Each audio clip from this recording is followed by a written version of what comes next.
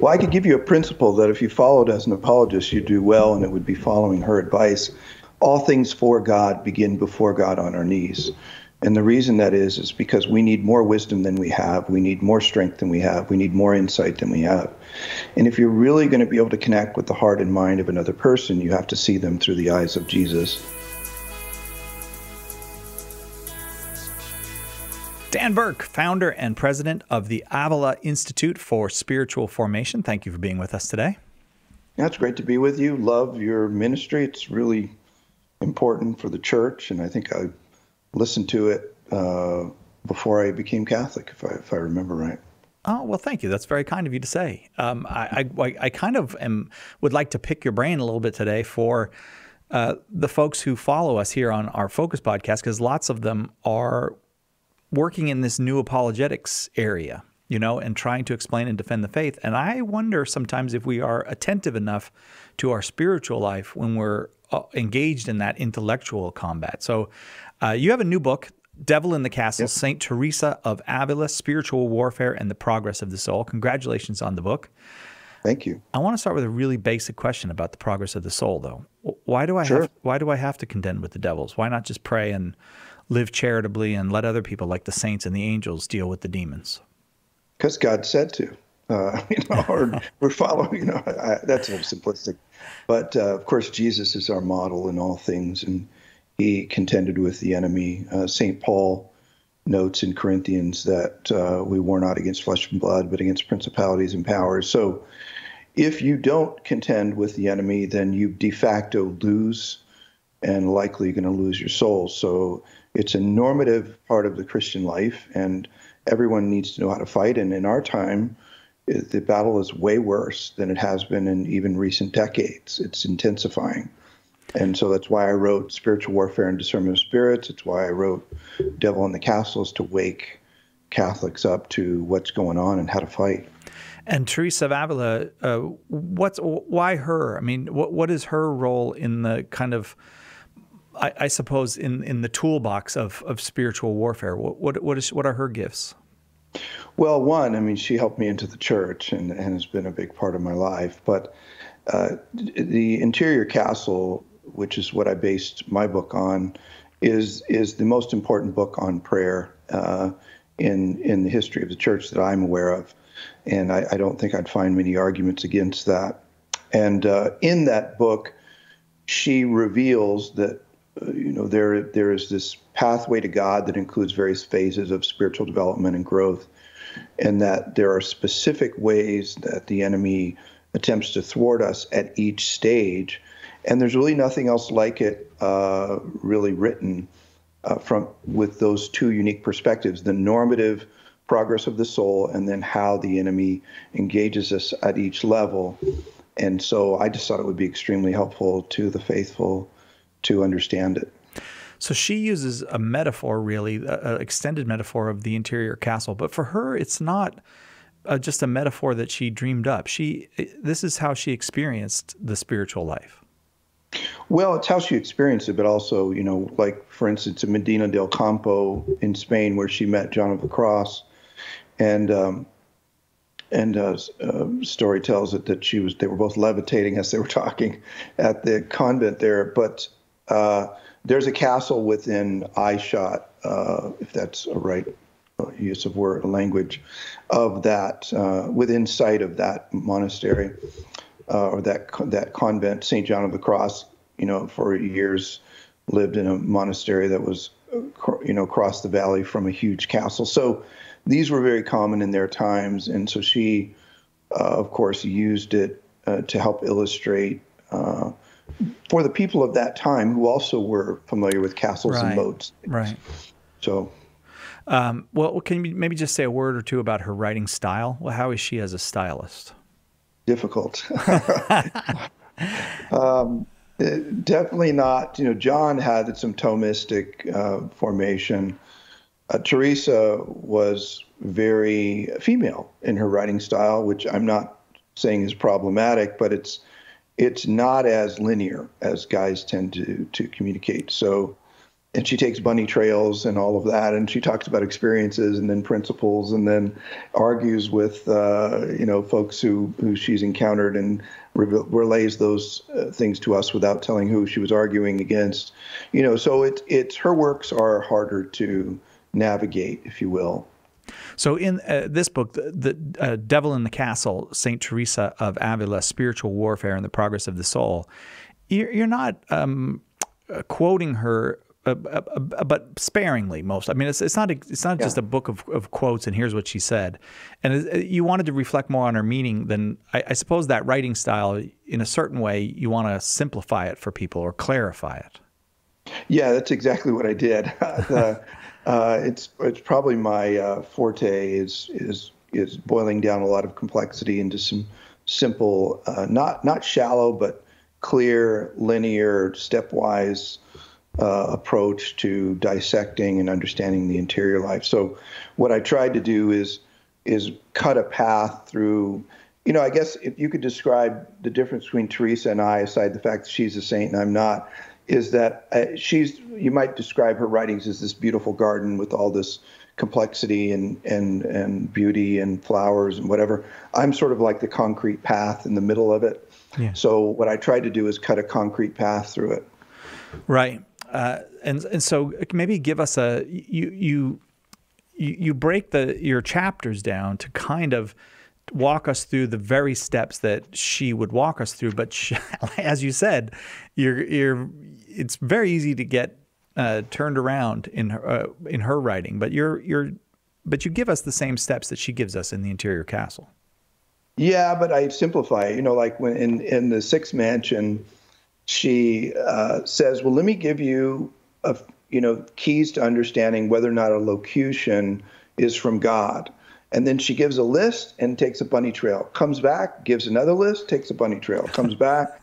And some of it's repetitive because she didn't edit her work. The only editing that was done was by her censors, whether it be the Inquisition or her theological advisors. So, but, she didn't have a computer, and, she basically wrote it stream of consciousness. So what I did is turn those three separate lists into one list that has no repetition and hopefully it accurately gets to it. But the other thing I did in the book was even, walking folks through each mansion, but then at the end of each chapter, summarizing, the battle, the demonic goal, key tactics of the enemy, how to battle the tactics successfully, and then encouragement, because she always gives encouragement as well. So no matter which way you slice it, I have no doubt anybody who reads it is going to understand her better than ever before.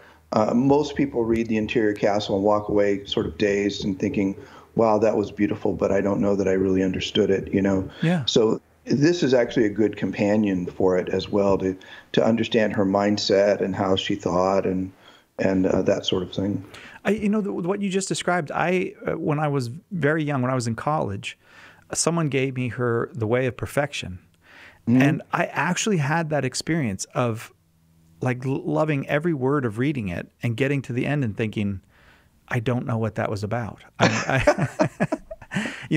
very honest. That's really common, but yeah, I wanted to know, but I don't think that I did. But at least one thing that she did for me at that age was to point out that the interior life is a great, vast place, not a kind of cramped little place that's, and the world is the big place. So at least I think she communicated that to me, or at least I was able to receive that from her, whatever else she was communicating. So did you want to say something up to that? Well, yeah, I think that's a really good point.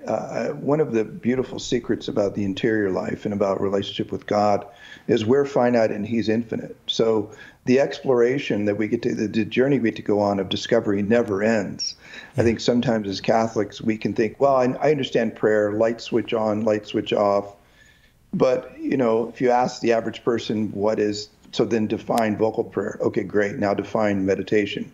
Okay, fewer people are interested in that. Now define contemplation. Yeah. There's this ever deepening, beautiful horizon that opens up every time you move toward God. and toward his heart and toward his self-revelation. And that's what's so powerful about Teresa, and you really picked that up well from reading The Way of Perfection, is it's just this beautiful journey that never ends.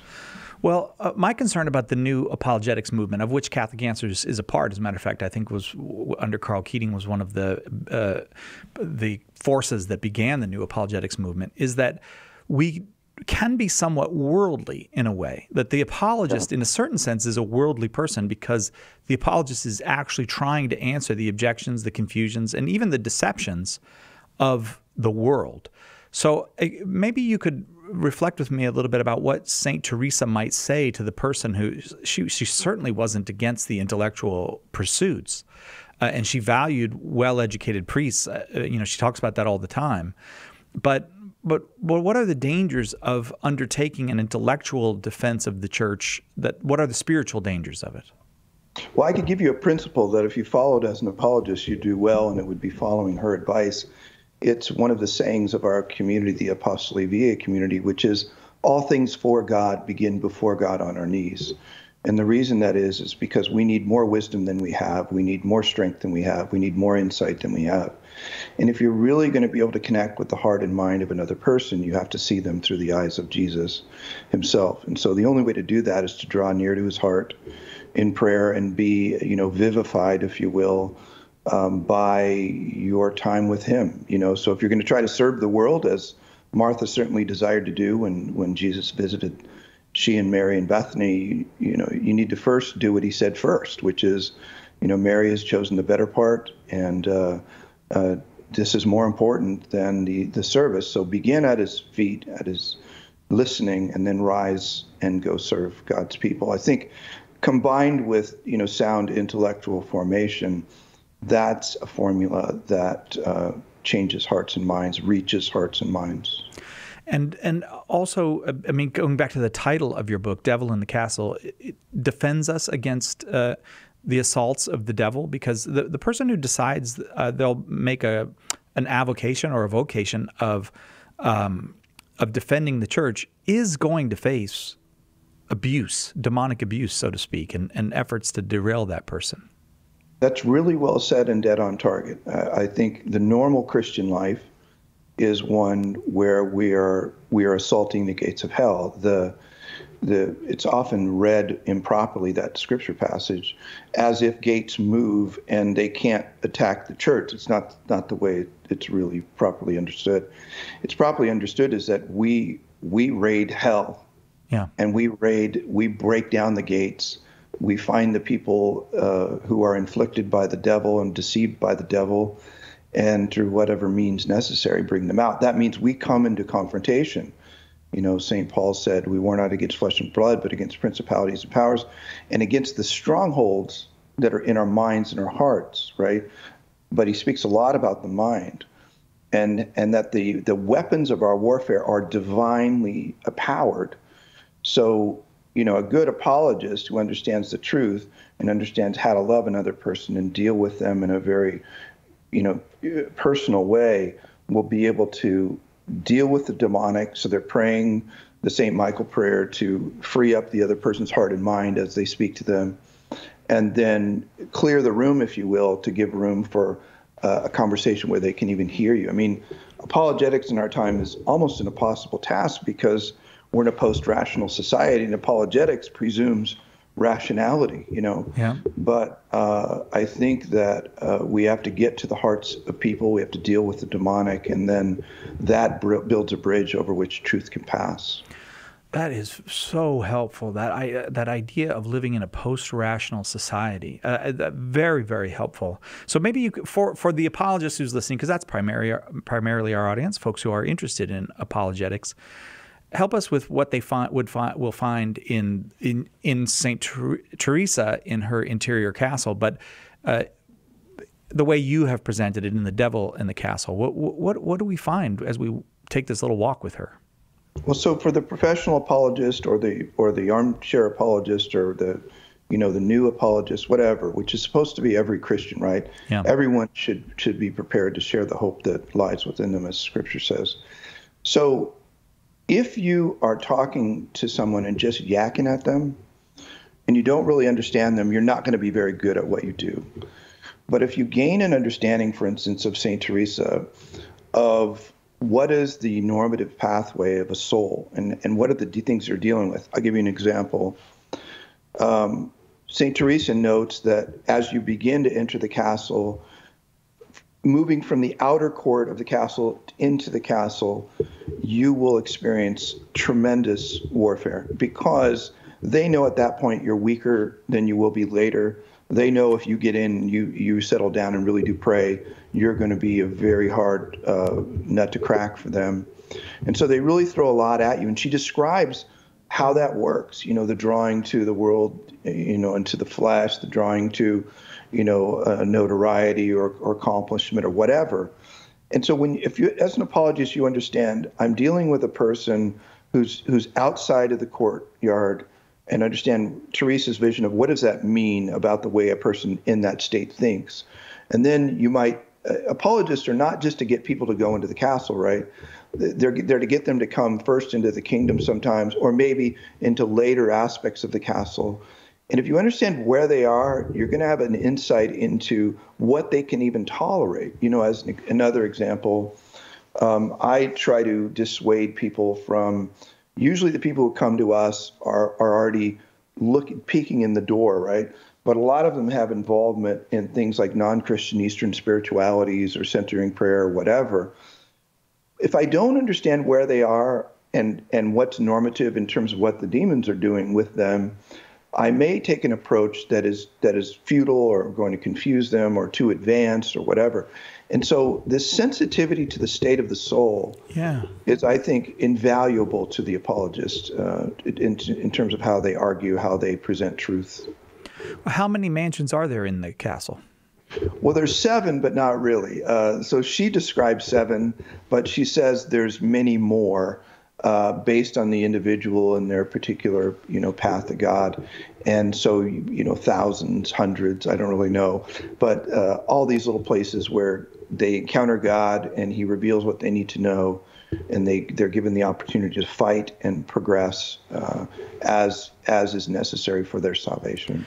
Is it the kind of thing where you can recognize, I'm in Mansion 3 right now, or I'm trying to move to Mansion, almost like working on your black belt or something, or is it not that kind of thing? Well, the human person has an infinite capacity for self-delusion. So Saint Bernard of Clairvaux said, whoever takes himself as his own spiritual director is a disciple of a fool. So you can do some self-assessment, but you've got to be really careful with it. This book is not for that purpose, even though I give a tool for that. I do break down the 7 castles into the Dionysian framework, which is the purgative, illuminative, and unitive ways.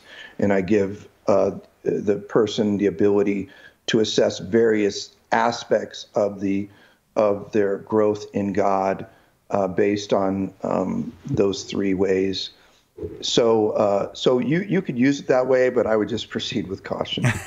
Okay, fair enough. You go to a doctor to get treated by somebody who's an expert.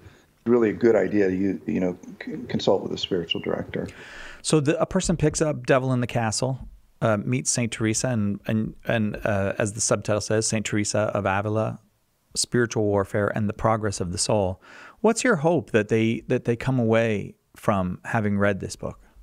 It's a very good question. So we are in dark times, and anyone who's sober knows it isn't going to get better anytime soon. We're under a torrent of assault in the church, outside of the church. In the church, we have the McCarrick Report, which was, I used to be president of VWTN, president COO of VWTN News. I managed their entire global organization. And the McCarrick Report was a whitewash full of lies. So we have this junk going on in the church, and it's because, for whatever reason, we're in a period where there is a rise and a greater freedom of the demonic. It's because of our sin, and probably we deserve it. So my hope is that people will understand the battle they're in and win. The good news of our time is even a dim bulb is bright in a dark room. So let's get a bunch of dim bulbs lit up even more, because we've got to be a light to the world. We we are his hands and feet. We are the ones who bring the gospel and pull people out of hell. So, but if we don't know how to fight, and you don't know how to assault the gates, you're going to be taken out yourself. Yeah, and boy, you started early in the book with a couple of images of Teresa herself seeing the demons. Right. I was like, oh man. Right. The actual immediate response is, I got to go to confession. I got to make sure that I keep going to confession. Like, Good. you know That's what? a big response. Yeah, because it really is terrifying what she sees when she sees demons. Yeah, I mean, I've been involved with many exorcisms as an assistant to an exorcist, and I've heard them and seen what they do, and it is terrifying. She describes, of course, in the book of her life, one of the experiences you're referencing to, which is a priest offering mass who had 2 demons wrapped around his neck, that the Lord showed her his affliction because he was in mortal sin, but he showed it to her to teach her that the mass is not invalid based on the sinfulness of the priest. Of course, Augustine told us that in the 5th century, but she probably didn't have access to his treatise against the Donatists. But yeah, it's really crazy. You know, the other one is a guy at a funeral who's got demons all around him, just ready to take him body and soul to hell, which is crazy, you know. Yeah. But it certainly is a reminder, and there's just no way. Like you go to the news for the last few weeks. I mean, you could go years, but you don't have to go years. Just in the last few weeks, and you think there's a raging mania in the mind of the world right now, and it does have. It's one is very reluctant to say, well, the demons have nothing to do with that because it looks awfully demonic. Oh gosh, no. Listen, there's an old saying amongst people in the field of deliverance that, our common saying, which is, well, possession is uncommon. And one of the exorcists I work with has recently said to me, I don't think we should say that anymore because it really actually isn't. You talk to any exorcist of any diocese, and they're overwhelmed with cases. Right. So I think the demonic is on the loose. The Black Lives Matter movement, as an example, I did a piece in Crisis magazine about them and about their founders and how they are into the occult and admit it openly. All I did was quote. It was easy. I mean, just went to one of their interviews and quoted. They say the name, which is an invocation of a demon. In their process of their protests. So, and I go to predominantly black church. So if anyone hears that as racist, that would be just kind of ridiculous. But it's real. You just got to do the research and look it up. So it's demonic what's going on. It reminds me of that video that came out some years ago of pro-abortion protesters actually saying "Hail Satan," repeating the words "Hail Satan." They said, of course, they were doing this to annoy the Christians who were there protesting abortion, but that one doesn't say "Hail Satan" for no reason at all. Look, you call into the darkness, something's going to come. It doesn't always come, but that's just mercy. But in our time, more's coming. And I would really say, I don't know if you are aware of these prayers, but if I were in the realm of apologetics as a norm, I'd be praying the Exilium Christianorum prayers every day, which is a spiritual warfare prayers. It's a worldwide community of exorcists and people like me and my wife who are involved in deliverance ministry, and we all pray for one another every day. And it's AUXILIUM Christianorum, and there's 2 sets of prayers, one for priests and one for the laity. There's actually an app for that. And if I were in apologetics, I would do that because they're the kind of prayers as you see them really can help clear the room and clear the minds. Because if you have somebody who's afflicted, even if they're oppressed and not possessed, they're still very open to hearing the voice of the enemy, and the arguments against you will come aided because, of course, demons are a lot more intelligent than we are. Not necessarily wise, but very intelligent. And if we don't clear the air, I think we're not going to be as successful as we otherwise would. I find it very helpful to talk to you. I'm very, very grateful that you took the time to talk with us. I do think this is a very important topic for anyone who undertakes to explain or defend or in any other way promote the Christian faith, the faith in the Lord Jesus. Devil in the Castle is the name of the book. St. Teresa of Avila, Spiritual Warfare and the Progress of the Soul. Dan Burke, thank you very much for taking the time to be with us. It's been great being with you. Devil in the Castle, St. Teresa of Avila, Spiritual Warfare and the Progress of the Soul is the new book by Dan Burke. Maybe you'd pick up a copy. I think you will not be sorry that you did. St. Teresa's writing is so, it's difficult. I mean, you're working your way through a lot when you're working through her writing, but it's so rewarding. And Dan Burke works very hard to give you the rewards without having to quite battle so much against language that comes from centuries ago and is very, very difficult. Thanks very much to Dan Burke for joining us. Thank you for joining us. If you want to communicate with us, send us an email, focus@catholic.com. We love getting your emails. Maybe you've got an idea for a future episode. If you do, just send it off to us, focus@catholic.com. If you'd like to support us financially, we do need your financial support to keep doing what we're doing.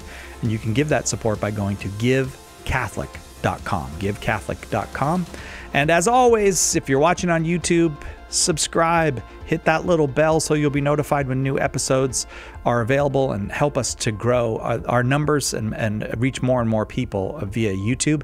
If you are a listener who listens via podcast service, if you subscribe, you'll be notified when new episodes are available. And if you give us that nice review and maybe, I don't know, 3, 4, 5 stars, then that will also help bring others to this podcast. We'd like to share it with as many as we can, and we thank you for your help and support in doing that.